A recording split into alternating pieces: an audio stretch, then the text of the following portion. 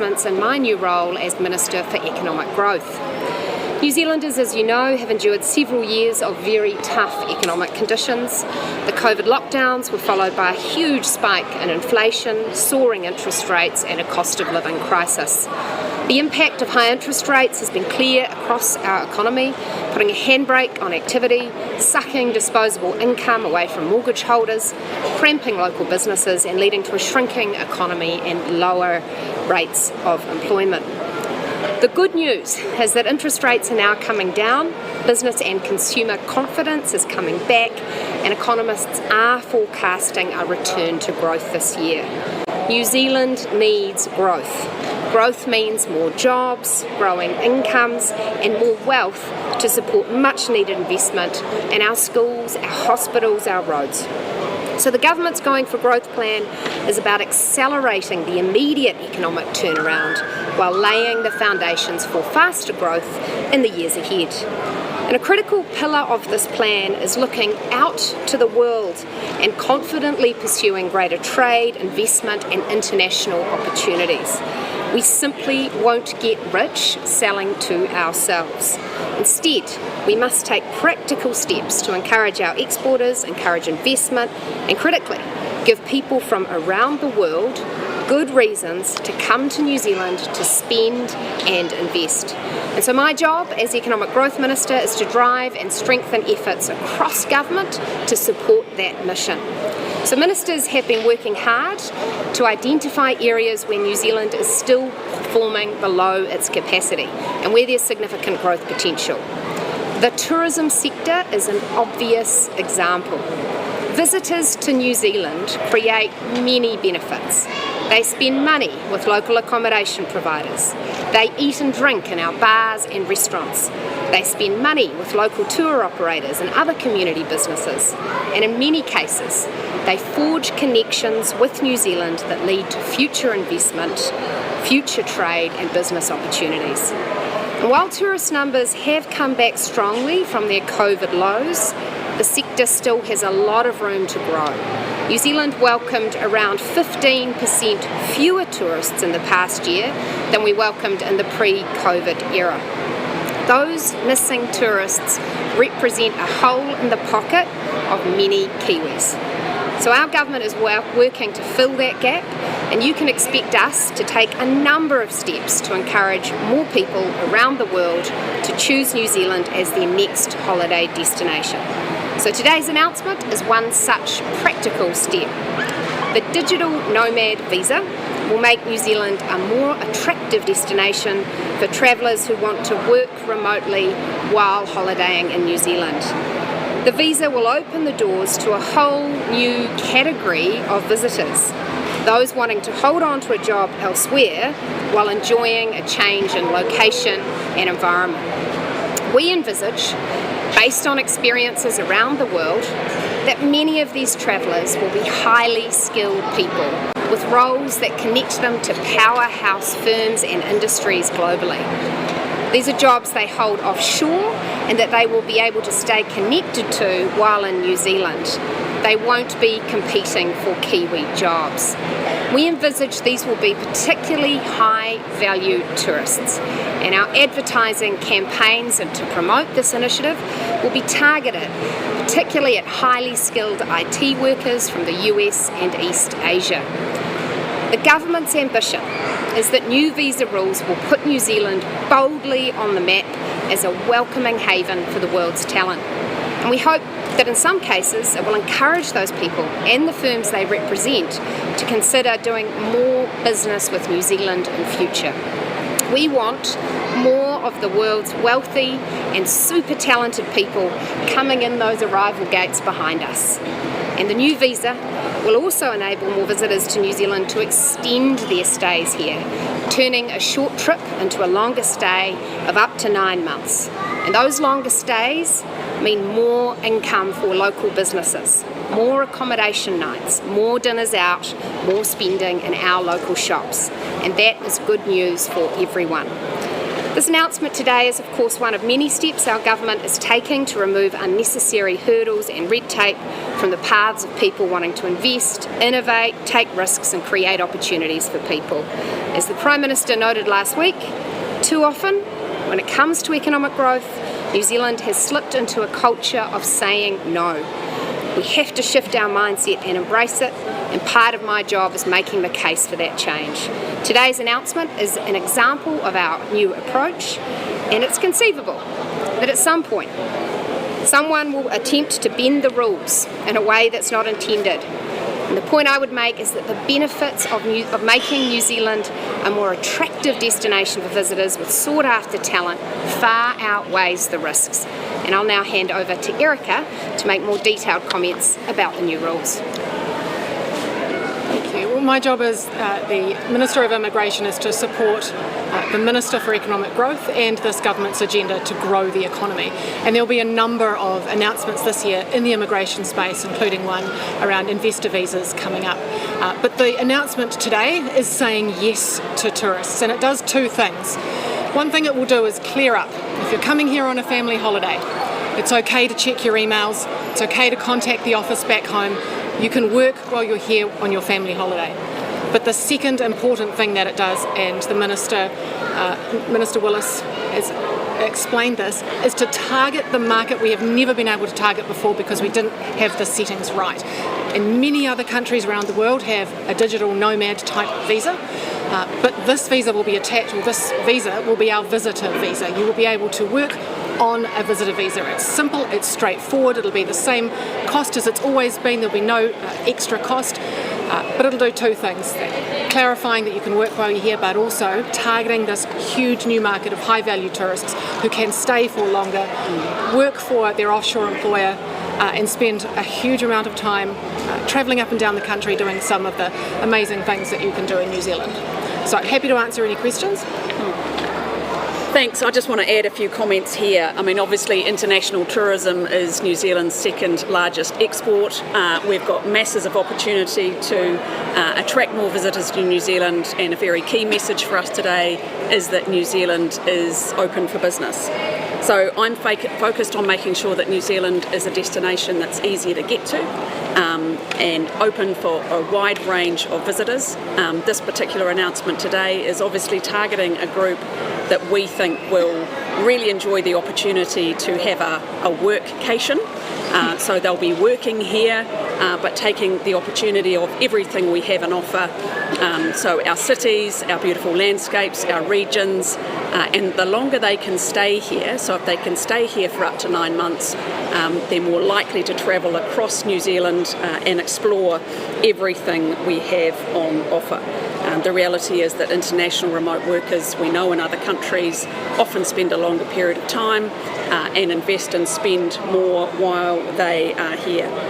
And it is really important that we attract a broad range of visitors to New Zealand. So as I said, my message is really clear. New Zealand is open for business. We welcome visitors of all types to New Zealand. And in this particular announcement, those who are able to work as digital nomads here on our shores. So if you've been thinking about coming to New Zealand, book your trip today. We welcome you with open arms. Come and enjoy the fantastic welcome that overseas visitors know that New Zealanders give and experience our unique experiences. And to all those tourists who've just enjoyed a couple of great weeks over summer and you're thinking about going back to work, well, you can keep working and stay here for a bit longer. Have there been any projections from officials about what this might do to tourism numbers? Sure, look, with the changed rules to the visitor visa, it's hard to know how many we will get in New Zealand, but what we do know from overseas examples is that it is extraordinarily popular. You walk into cities like Barcelona and you can see people working in cafes, clearly digital nomads. They have bespoke visas for that. Ours will just be our visitor visa, but we know it's extraordinarily popular overseas and we've just not been able to access that market. You campaigned on. Has there been any cost to us to do this tweak, given it's just our visitor visa? Well, the good thing about this change is we're able to do it really simply and efficiently. We could have spent a year creating a new visa, but as the Minister of Economic Growth has said, all right, we need to be open for business now, and it was a really simple, straightforward change that we could make today. And also, it kills two birds with one stone. We can tell visitors when they're here, it's okay that you work, while having these digital nomads at the same time. You've campaigned, I think, on 12 months, I think. This is 9 months now. When you, in 2023, you campaigned on a digital nomad visa. Was it 12 months? How long was You're it? testing my memory now, but I'm not sure we put an amount of months on it. Right. So and this is just And this is just 9. as the minister now, with my full suite of officials, as I said, we didn't create a new visa with new months attached. We just went with our visitor visa, and the visitor visa can be extended up to 9 months. What you'll see is many tourists only come for 3 months because they're not able to work. If you come from a visa waiver country like the US, Yes. you can just walk through the gate and then you've got 9 months to work. These conditions are attached to your ETA. So if you're coming from a visa waiver country, typically you get about 3 months on that visa waiver. After that period of time, you would, as you are now, having to apply for a visitor visa to stay longer. But the conditions of that visa are you can work wherever you like. Given you did campaign on this, and this is now about economic growth, do you regret not implementing it last year when the economy was not growing? Look, we had a number of challenges last year. Firstly, you will remember we had record levels of arrivals and immigration was unsustainable at that time, and we also had a huge problem with migrant exploitation. We had to spend last year getting that under control, and we have done. The next thing off the rank was to sort our work visa, again to support growth. This was always going to be the next cab off the rank. Those were very important things we had to fix first. You say there'll be a spend on advertising. Could you go into how much that's actually going to be and what the return is expected to be on that? Sure. Look, Immigration New Zealand, as the Minister said, are going to be targeting Southeast Asia and America in the first instance, and I think our budget is around 100,000. So we'll test the water and see how that goes, and then potentially break out into new markets with more spend later, depending on what the Minister of Finance does in the next budget. And are you confident that'll bring at least 100,000 back into New Zealand? Look, I'm pretty confident we'll make that many times over. The types of visitors that we, and digital nomads that we'll be attracting, are highly skilled, well-paid individuals, and I expect in their time here that they will spend longer than they normally would. They will spend more because they're here for longer. And the thing that we're really hoping is they fall in love with the place, or maybe they fall in love with the Kiwi, and they end up staying. That's right, and look, I'm looking forward to some extra GST coming through, because every time a visitor shops at a local shop or buys dinner at a local restaurant, New Zealanders receive GST off that spending, not to mention the jobs that supports in local cafes and restaurants. You know, here in Wellington, you can feel the drop in tourism numbers, and you'll have many people in hospitality tell you that when there's a few more tourists coming through the city, it's better for growth. So we know that we're still not at the tourism numbers we were able to have in 2019. We want those numbers higher, and we're sure that this new visa will attract a whole new group of people. What did you mean when you said that you expected some people might try to bend the rules? Well, what I'm simply saying is there's always a reason why people haven't done these things in the past. This is something new, and I anticipate that there will be people who will say, oh well, what if they're breaking the rules? What if they do this in a way that's not intended? Well, actually we've got to back ourselves that we can monitor this effectively, and that it will invite new tourists and not find a dozen reasons to say no, which unfortunately has been the habit for too many years. Will it require more monitoring from Immigration New Zealand in terms of checking in on people, making sure they've got the correct visa? Look, these visas, you have to remember, are short-term, short-stay visas, really. They're not here for many years, they're here for up to 9 months. As Nicola said, we want to be saying yes to these people. We're not going to be checking up how many emails they're sending and how many days they're spending. We just want them to be here and spending their hard-earned money in our country. They could be here for 9 months and send a few emails, and that would be enough to get the digital nomad visitor visa. They will need to look after their own tax affairs. Once they've been here for a certain amount of time, they will need to declare themselves as a New Zealand tax resident, and that is up to them. Yeah. A lot of countries that are targeting digital nomads are offering sort of tax breaks, and also when they arrive, they know that they'll be able to stay for a year without having to, extend visas and not have the uncertainty of that. Are we going to be competitive if we're not matching those sorts of terms? This is the most beautiful country in the world. You bet we're competitive. Minister, do you have any ballpark figure of what the GST tax savings might be? Do you have any sort of numbers around that? As the Minister said, it's very challenging to model what the increase in visitor numbers as a consequence of this change will be. We share an ambition that this year we will be getting many more visitors to New Zealand as tourists than we did last year, and that of course has a significant impact for jobs, for GST and for growth in the economy.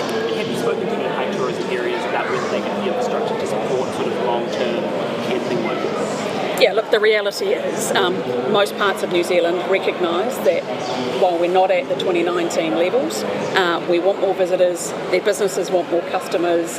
If we get to a situation quickly, which would actually be a great problem to have, then absolutely we need to look at that more carefully. Queenstown obviously is an exception. They have a few additional challenges. But look, my goal, very simply, is to say to the world, New Zealand is open for business, we want visitors, so come on in. New Zealand's slowest recovering major tourism market is China. It's still 50% of pre-COVID levels. Tourism experts say China's a very cost-sensitive market. You've obviously put up the visitor levy and visitor visa fees with the visa fee increase.